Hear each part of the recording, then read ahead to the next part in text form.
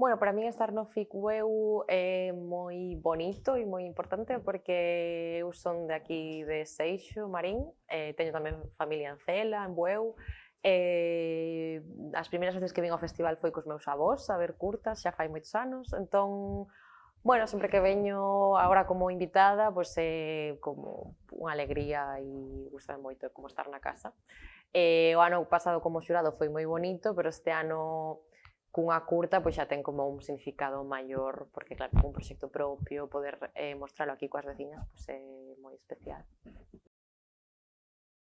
Con Habitar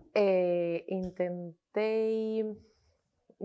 buscar respostas a moitas preguntas que tiña nese momento. Eu normalmente traballo desde a ficción, esta é unha das primeiras veces que me aventuro a traballar no documental. Para min era un traballo moi de investigación e de ver que saía de un proceso persoal, de investigación en torno á identidade. Quería falar dos corpos e quería falar das casas e de como, de si o corpo e a casa que habitamos importa ou nos representa de algún modo ou non. Pero bueno, quería facelo a través das respostas dos demais, é dicir, buscar falar con xente de todo este tema e que eles me desen respostas, non? Que é un pouco o bonito do documental, que non teño que construílo eu, sino que construo a través do que os demais me van contando.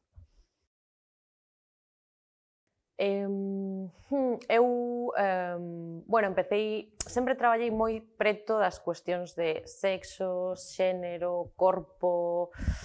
Entonces creo que foi un pouco inevitable que empezase a xerarme curiosidade xa hai moitos anos, pois toda a cuestión de xénero, empecei a, bueno, a nivel persoal replantearme tamén moitas cousas e empecé a coñecer persoas trans e a investigar tamén a representación da cuestión transxénero no cine e a ver que estaba moi pouco representada. Entonces decidín que quería traballar desde aí e investigar un pouco máis. E claro, cando empecéi a pensar na curta Habitar e a ver que quería falar de identidades, sí que me din conta de que cando falaba con persoas trans había como un nivel de discurso moi desenvolto, que había como un traballo en torno á propia identidade moi profundo e que eran persoas que, bueno, para ben ou para mal, pasaran un proceso de búsqueda de identidade grande que, pois, sí, tiñan como moito discurso desarrollado e, por lo tanto, moitas respostas que me interesaba, pois, achegarme a elas.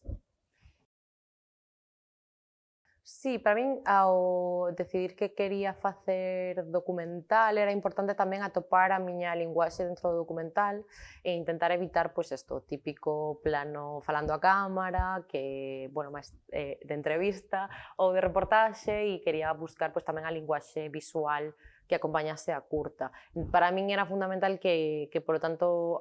son e imaxe fosen por separado e intentar construir a narrativa con esa desincronía da imaxe e o sonido. E o que tratei é de acercarme co visual á cotidianidade destas persoas e ao máis íntimo, á intimidade. Tamén por iso arranco con planos moi preto, planos de talle, da pel, dos corpos fragmentados. E hai un pouco como dúas búsquedas. Unha, fragmentar os corpos para que non se recoñeza quen está falando exactamente, sino que se construa como un corpo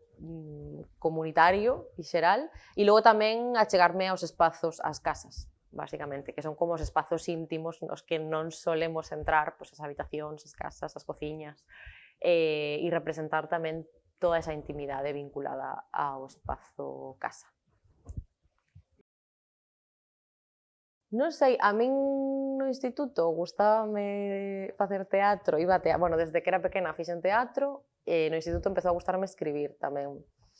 Non tiña nin idea de que se podía facer cine en Galicia e tardei un tempo en descubrilo, pero bueno, no bacharelato, cando te planteas todas as opcións e todas as decisións vitais de que facer coa tua vida, de algún modo apareceu comunicación audiovisual por aí, decidín que podía ser unha opción